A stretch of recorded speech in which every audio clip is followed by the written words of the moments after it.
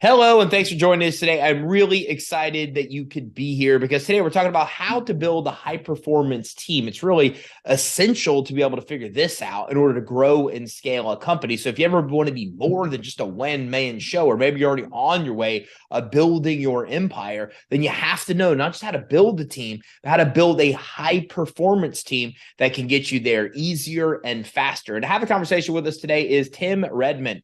Now, Tim is the CEO of Redmond Growth Consulting, an organization designed to help you grow your profits, grow your business, and grow your life through Tim's innovative coaching process. Now, with his extensive business experience, he and his team will bring you through a process to significantly develop and marketing, lead generation, closure rates, cash flow, leadership, decision-making, team building skills as well. Now, he is the accountability partner who will keep you focused on your highest and best use.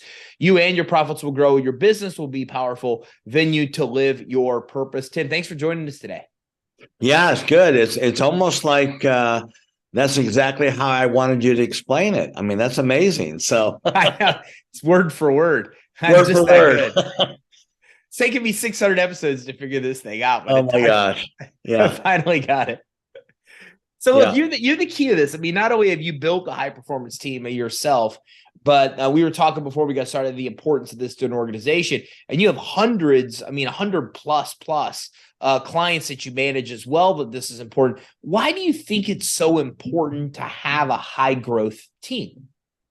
Well, okay, so let's talk about a business owner. If you're the business owner and that's who's watching here, all right. So you're building the business. What's building the business? Okay. If you're the only one working the business, you say I own a business, but you really have a job, maybe good paying, maybe poor paying, maybe awesome paying, maybe up and down. So you really begin to build a business when you build a team. You begin to build wealth when you build a team.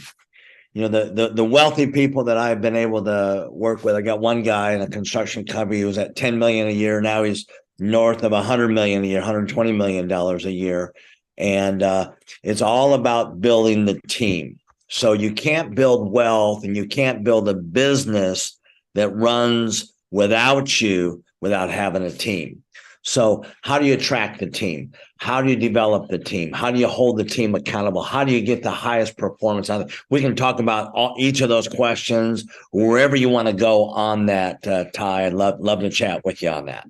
So why do you think, and this is what I think is interesting, is that I look at a lot of companies that raise capital, and what I see that a lot of them use money for is for building a team. It's replacing B and C players with A players. But I see this as a real struggle with the business owners I talk to, meaning that they build a team, but they don't necessarily have a high performance team. So when you're helping your clients, how do you help them figure out if maybe they've got the right person in the right seat?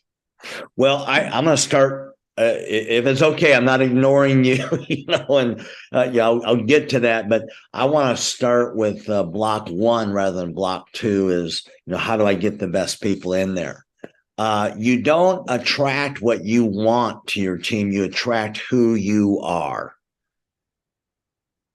I'm going to have you just think on that. So we've got a bunch of people that got a half-ass attitude. They don't show up for the business. They want winners to come in there, and they look like a bad investment themselves. I mean, if they were contagious and, based on either how healthy or how horrible they feel about their business, will the business grow or will it shrink? And so, in a king of a kingdom, I'm not just talking about the masculine, just the ruler, but a king of a kingdom is a king over a domain, and your domain is your business, right? So you want to make sure that you have awesome people there. And so who are you to create the environment? Who are you to set the pace? You don't have to be the most energetic, but it certainly helps. And so I want to have each of these owners, if I can be real, if they haven't already turned me off for being obnoxious, warning, more obnoxious to come. But they've got to be the change they're seeking. They've got to be the energy. They got to demonstrate. They don't just tell the way; they show the way. And so are they somebody that a winner, an A player would want to work for? Where's your vision? Is it compelling? Are you getting up early, excited about it yourself? You know, I'm 62 years old, much older than you, I can tell you that. All right, just looking at you. However, you know, when I was 60, I sat down. It didn't take long, but I have a 25-year plan for my business. Why? Because I got folks here that I want this to be their first, second, third, and fourth job they're looking for. I want to have opportunities in what we're doing. You know, we got a big 10x vision in our coaching business. Right now, we have about 160 clients. Well, we want to grow this thing up to 1,000 clients. All right. But I've also got a vision much bigger than that. I've got a vision of buying businesses. Maybe somebody's in the middle of wanting to sell a business. I may want to buy it. That's not what this is about. So I've got a vision that's compelling where these people are looking for something they can bite their teeth into and build their future on. They look for me for a source of wisdom, for energy, for perspective. I don't have to be the perfect guy. I'm very far from that. But block one is you're going to attract who you are, not what you want. I'm probably on a soapbox here. I'm sorry. I get a little excited about that. But Ty, are we connecting at all with this? Yeah, it really makes a lot of sense that if you want to attract and you want to have a winning culture, then it really starts from the top. Like you're the one that helps you determine and set up that culture. But what leadership characteristics do you find are essential to the people you coach to be able to do that? And I'll give you an example. Like when we have a really strong culture where we have very, very little turnover. And I take about this much credit for that. Like I had zero to do with it. The culture kind of almost developed itself, but I guess it developed around my values as a leader. Like, how do you see that progression of a culture and a company being created that's a winning culture people want to be part of? What can we do as a leader to help create that culture? Yeah. So that's the main job of a leader, is to create the environment.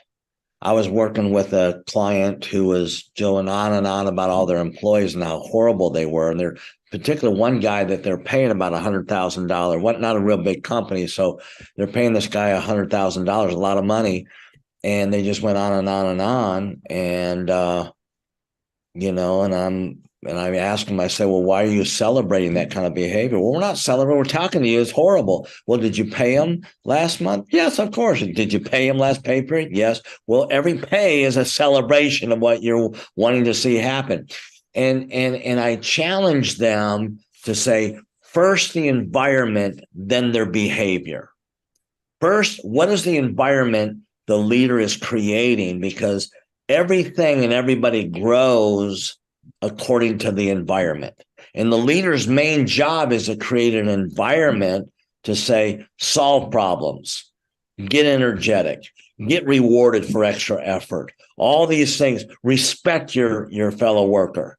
Is the absent one safe among us, or you do destroy people? So the boss, the owner, many times is the worst example of an employee that can be. So what I would say is, what you look for is, what are the core values of your business? And if I were to ask you right on the spot, you said I didn't think about a culture, it just kind of created, but probably on the values that I hold dear. You lived it. You showed the way. You didn't just tell the way, Ty. So what are some of the key values that you embrace right now, just for discussion? Well, for us, like our values is like service is very important. The way that we take care of our customers, and we only want to work or have team members that are passionate about the mission, right? Why? You have demonstrated that passion. I promise you, 100. I'd be willing to put $1,000 on it that you show up probably as one of the, if not the most passionate, it's one of the top passionate people in your organization. Period. You breed who you are. And people that don't want that are going to get out. They're going to check out. And the people that want it, man, I love working here. I love this. This owner is he's passionate about, creating this frictionless customer service or going the extra mile or, whatever, wherever you're at. So I would have the business owners, if they want to build a team, take a personal inventory. What are you exporting? What attitude is the predominant attitude you bring into your organization? Daniel Goldman wrote a book called EQ, the emotional intelligence, but he wrote a book called Primal Leadership, and he talked about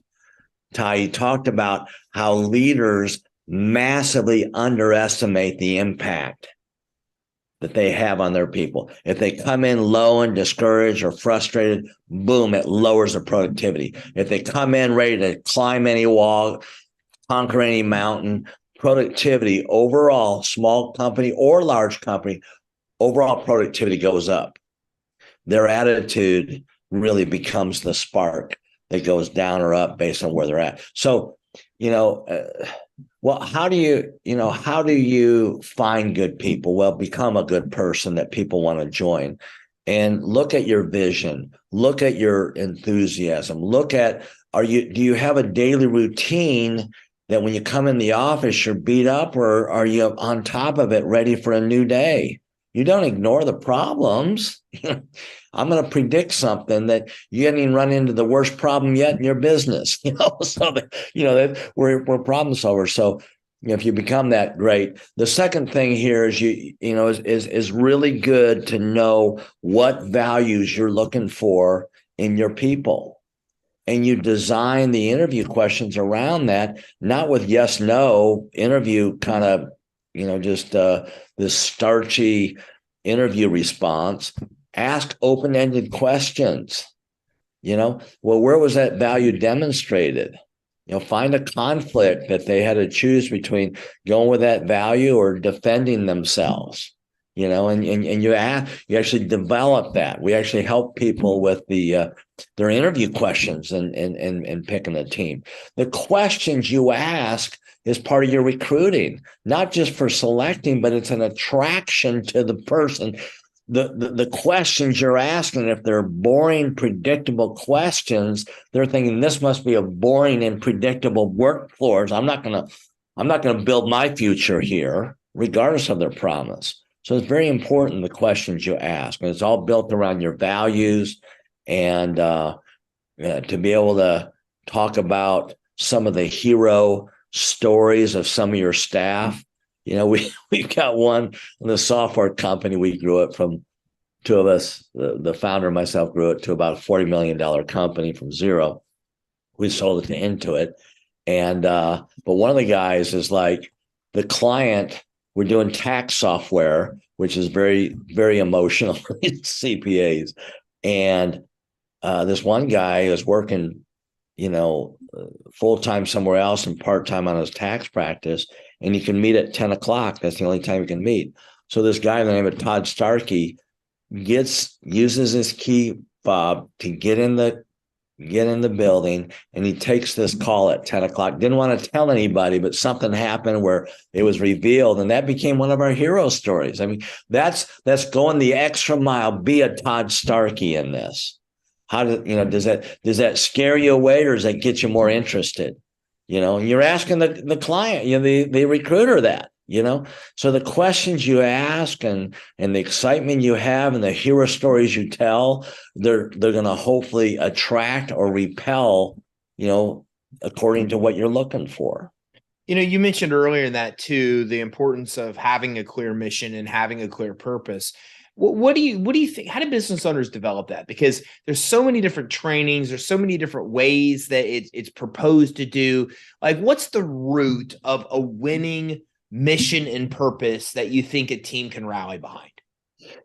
Well, we get altruistic, we get grandiose, we look at Disney, and we look at Hewlett Packard, and we look at, all these amazing companies that, their revenue they generated in the last 30 minutes is more than our annual revenue, And so I would say, on a kind of a pragmatic basis, is what is it you do?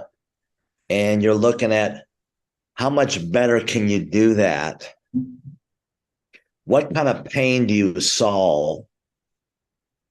And you want to solve, let's say you're not local or regional in what you do, you're all over, really. But if you were local, like we work with a lot of contractors, home builders, plumbers, electricians.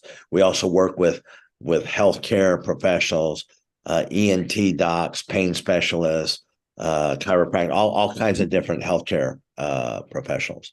And what kind of pain do you make go away? And you want to be the best in Tampa on that, or you don't have to have this worldwide reach when you're a local company, and you can grow to maybe you're at $500,000 and you can grow to 50 million in your local area. You can grow 100 times more just in your local area. And so make the vision or make the mission, that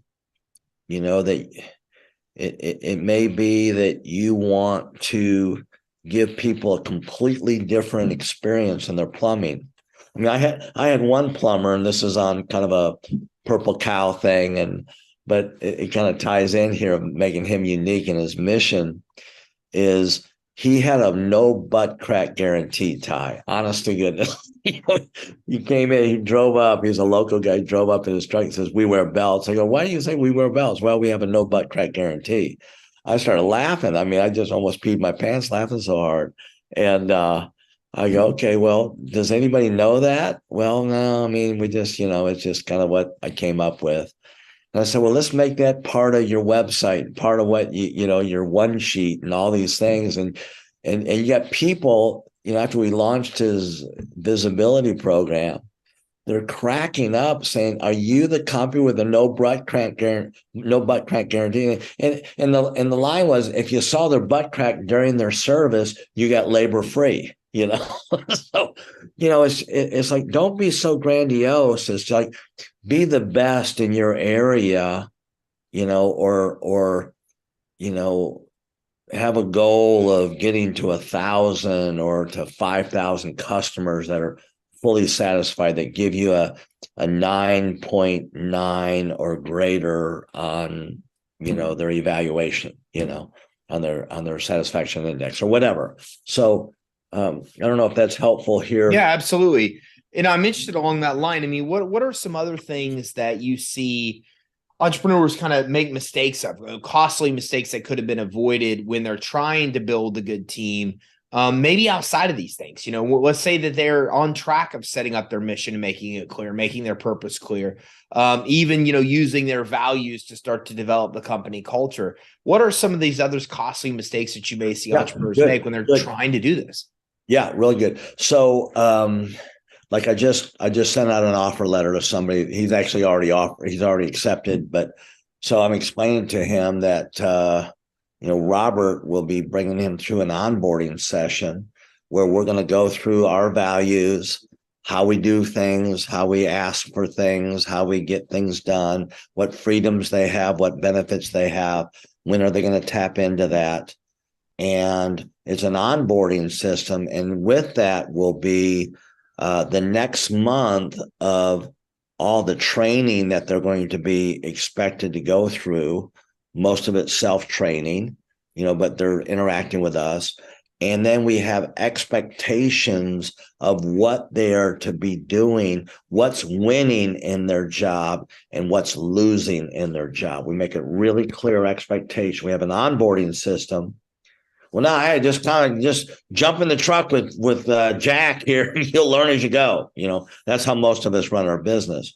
But we've got almost zero turnover, in a very high turnover business where coaches get burned out, and now our folks are sticking around. Why? Well, that's part of it. And then we get real clear on expectations and how to win, and then we reward winning behavior. So we have measurements, we have ways of measuring what they do, and we reward them. So those are some big mistakes, is not onboarding, not getting clear expectations, not defining how they win, defining what performance would be losing, and rewarding them for merit pay for doing the work. Ongoing training, huge. We just throw people to, but we have conscientious ongoing training, even our process where the coaches are learning from other coaches in the same room. We're just obsessed with training. I spend thousands and thousands of dollars in training. Put my money where my mouth is. Does that make sense? Or is that helpful? No, it makes perfect sense. And what do you do about letting people go? I mean, there's this adage that, people that got you here won't be the ones that get you there. And I think people that grow, you grew a $40 million business, for example, you probably had people in the early stages of the business that came in that just couldn't fulfill the roles that were needed in future stages. I think most of us deal with that. So how do you deal with that when it comes up? Well, a lot of those will self-select out. I mean, this happens even with a lot of let's say that most of the people watching this have got 10 employees or less. That's what I'm guessing. But if they've got 50 or less, that's still a relatively small company. So many of them will self-select. If your values are clear and you have expectations and a review of performance on a regular basis, those people will migrate out. And the folks that you want to have stay, you reward them enough, you recognize them enough, and that keeps that glue power. You may need to rephrase your question again too, just because I may have gotten off track on that. No, I think it makes perfect sense. I think you actually hit the nail on the head. And really the question is, what happens with low performers? And you said, look, if you set the right culture, the right mission, the right purpose, then those are going to kind of self-select and eliminate themselves that just aren't a natural good fit. The second thing is to really, if they're losing, don't surprise them with saying, hey, grab your rear end because that part of your body's fired. You don't want to surprise people. So we've had some folks that didn't work out earlier this year, 2 of them. We have a pretty rigorous interview process, but one was just completely seemed sharp, but he just, I don't want to go into the details, but when they're not performing, we usually give them kind of a strike 3 and you're out type of deal, unless it's outright lying. Sometimes we'll let them we'll get them to, if they strike 2, then they're out. Lying sometimes, we just get rid of them. We're at an at-will state, so they can leave anytime they want. We can fire them for, at will. But we make sure that it's not a surprise and they know we did everything we can to work with them to make it work. If you have to move fast and you're short on the cash, don't be slow in making these decisions, especially if they share the same last name as you. These family dysfunctional, well, yeah, but he's my brother-in-law, or he's my son, or that's my father-in-law, or whatever. And you got to hold those people. You got to love your business enough, and you got to separate performance and loving that person and the relationship you have. But in a work environment, here's what's working and it's not working. And then we recommend when you fire people, the least amount of words as possible. I like to say, hey, John, it's just not working out. We're just going to separate our ways, Makes perfect sense. And just, and if you fire them with cause and you want to fight the unemployment, you can do that, provide all the documentation later on that, but just few words as possible, just make it quick. And one of my values is generosity. So even in firing somebody, I want to be generous with them, and just give them a good taste in the mouth. We're not going to just spank them on their way out, So just be as generous as you can with folks. What do you find on the opposite end of that are qualities to look for in new hires to not have to do that? Like, what are qualities of winning team members that once they're on board, because you're the expert on this. I mean, people don't leave your organization, right? So how does that happen? I mean, you've got the culture set, you got the mission, you got the values. But you've got to get the right person in the door. So there are qualities that you see are just overall winning qualities to look for in a hire. Yeah, I mean, it depends on what you want. If you've got a super detailed job, you don't want the best storyteller in the room to get that job of doing detailed, um, detailed, tax research or something, So you want to match that person, and so there's different assessments. Colby, there's all kinds of different assessments out there to match a person with what you're looking for. I always like to say this is really popular in the 90s, and that is um, hire for attitude, train for skill. So, do they have the values that reflect through their attitude? Yeah, but they've got the best resume in their well, most people lie on their resume to some degree. I'm sorry, those are the facts. Looking at their resume is the last thing we do before we offer them a job. We look at the resume, we see how they interview, we see how it's a whole group interview process. We save huge amounts of time and money on our interview process. We train that to our clients, but we really are looking for the values they have. So, tenacious, creative problem solver, that's huge value. Owning your life, owning the results, owning your crap. It's our values are pretty raw. The way the 3 words, own your stuff is another word of saying that. That's our value. How quick do they own their stuff? And the stories they tell, are they victimized or do they own it? And are they going to be part of the solution, or are they going to just be a nagging problem identifier? And so you're looking at all those things. That's why I like to get open-ended questions. And as my mentor showed me, unfortunately, he's passed away, but my mentor was Chris Farley. He was a motivational speaker. He lived in a van down near the river, but he, still speaks to me now in his many of his skits. He's like, "Shut your yapper," he said. So just be quiet, let them talk, and then pay attention. Are they victimized? Did they overcome? Is this an interview, starchy response that, what's your biggest weakness? Well, my biggest weakness is I care too much and I work too long. I work myself to death, well, shut up and get out of here.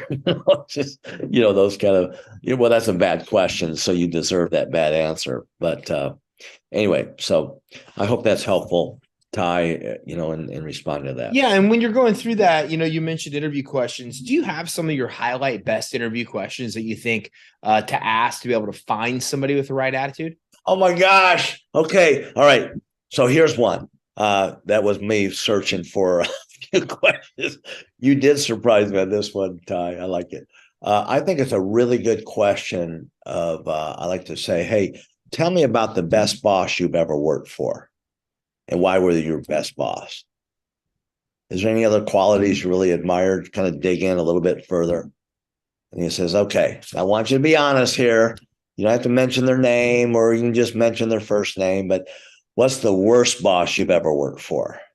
And why were they the worst boss? And so you really hear a lot of their values on that. It's, I don't know if this is legal or not, but with your mom and dad, is this okay if I ask you a question about your relationship with your mom and dad? So I'll usually ask their permission. Sure. Oh yeah. So, well, which are you closer to and why? It's an open-ended question. You think, that doesn't have it. You want to know their values, Ty. You want to know what's going to show up under pressure. And then I'll ask them, I'll say, hey, think of a time that you were really hurt by somebody. And just, just really, it wasn't fair. It was just really hurt. Can you think of that? Yeah. Can you give like maybe 5 words in describing that? Yeah, it's just, on the football team, they spread rumors about me or something, who knows, but then I had them go into their pain and explain it and what's going on and what they do about it. It's open-ended stuff. Why? Because I want to know how have they reacted to the world around them? Is the world against them? Are they victimized by it? Because victim-minded people can't solve problems. They're just not going to be good problem solvers. And but the take charge, intentional, just, hey, if it's to me, it's up to me. I'm gonna make the best of it. And those are the folks that we're looking for, right? And so those are the core things I look for. Mainly open-ended questions, though. What about if you've gone through this, you followed what you talked about today, you've got the winning team. What's some of your best tips on retaining the winning talent that you've attracted? Okay. Number one, noticing their wins and being specific. The worst thing you can do at a group meeting, is everybody's doing such a good job. Just gag me with a fork. I'd like to throw up all over that room just to distract it and improve the direction you're going. It's just be super specific with, Ty, I saw you handle that client. They were unreasonable. I already know about it, but the way you kept your cool, a soft answer turns away wrath. You just kept your cool and you kept focused on getting what that client wanted. I'm telling you, that's the value we look for the going the extra mile customer service. Boom, boom, boom. And then what I like to do, I don't know if I have any on me. These are amazing documents. Having $100 bill and you pop $100 bill, somebody's hand, for that. Now, payroll department goes crazy, and all you IRS agents here, I really don't do that much. I do it with my own personal money. But just having some kind of a gift card of some kind. It's my favorite restaurant. Celebrating them, recognizing specifics and celebrating them. That's number one. And giving them a bonus.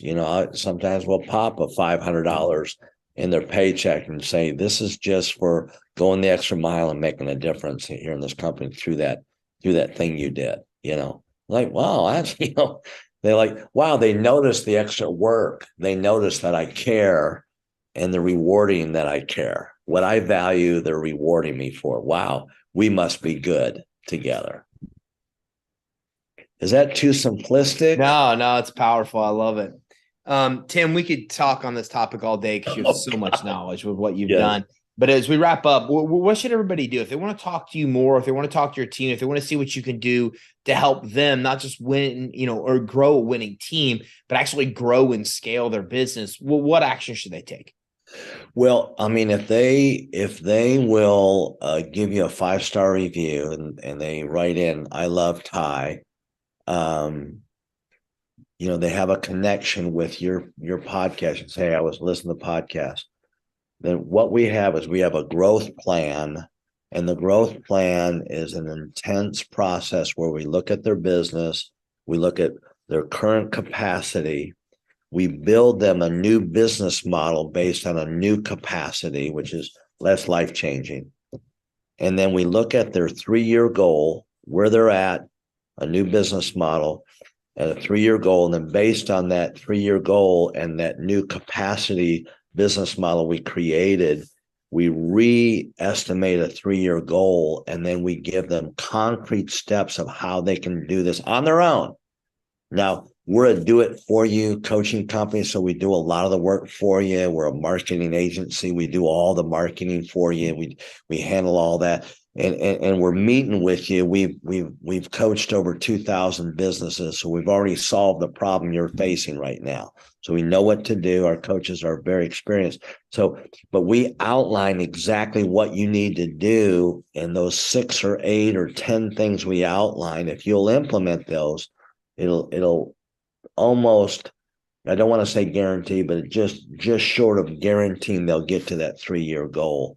That by itself. And so we charge $2,500 for that process, and it's worth it because usually in the first year they're able to add another 100,000 profit. It depends on the size of the business.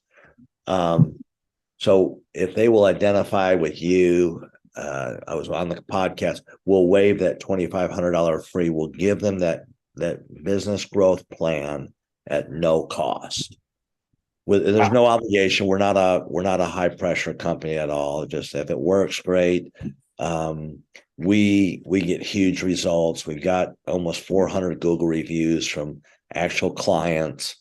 The 1-star reviews. We got a couple 1-star reviews that are people we've never been able to track down. And so we're really, really want to deliver for them. I love the work I'm doing. People are like, when are you going to retire? Like, why would I retire from fun? So, come on.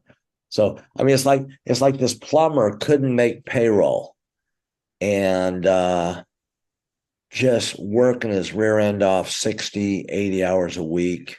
And now he's making $35,000 a month in profits. He's paying himself a salary more than he ever did, about $10,000 a month. And he's building his retirement, never had that going. I mean, I will get up early in the morning to create those kind of things. That's what I love. That's powerful. I can't tell you how much I appreciate you joining us, Tim. Thanks for coming on today. Yeah. And if they want to get a hold of me, Tim at Redmond Growth, or you have all that in the show notes, they come out, fill out, but just have them tie themselves into the terrific tie that we get a privilege of talking to. It sounds good. I appreciate it. Thanks, Tim, for coming on. All right. Very good. All right. So listen, if you're listening, watching this, we talked about just some of the fundamentals of growing your business. I mean, you have to build a winning team. And literally, we probably talked about maybe 5 or 6% of what we could have just related to that topic. There's so much more than just building a winning team when it comes to building a company that can reliably scale and grow, or grow to whatever you want it to be, right? We all have different visions of our business. But the bottom line is, if you hear from any of the experts, even those that run small companies like Amazon or Google or Apple, they will all tell you that they got to where they are because they had a coach to help them get there. They all do it. It's the one thing. So we've all learned, or a lot of us have learned, that if you want to be successful, you look at what the most successful people that have what you want to have are doing, and you do it. And coaching is one of these things. So my advice to you is to go to redmondgrowth.com. That's redmondgrowth.com. And then just click the button for book a growth call.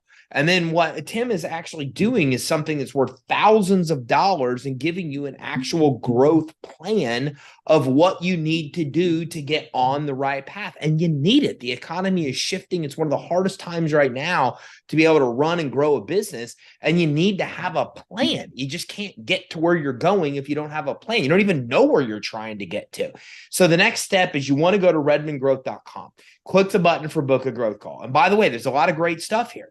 We just talked about that last, case study with somebody that's not even able to meet payroll and now is making $35,000 a month in profit. But there's a lot of case studies on the website as well. There's a lot of information about the type of coaching you can get, specific to even the type of industry you're in. You could follow all their social channels there. Learn about speaking, where you can actually have Tim come and speak to your company, or actually to large groups as well. So much stuff there. Don't get distracted. Make sure you click the button on the top right for book a growth call. Make sure you sit with his team and get thousands of dollars in value with this growth plan. And then you know where to go. And if you need some help along the way to help you with the marketing and help you actually implement and help you hold accountable, they do all that as well.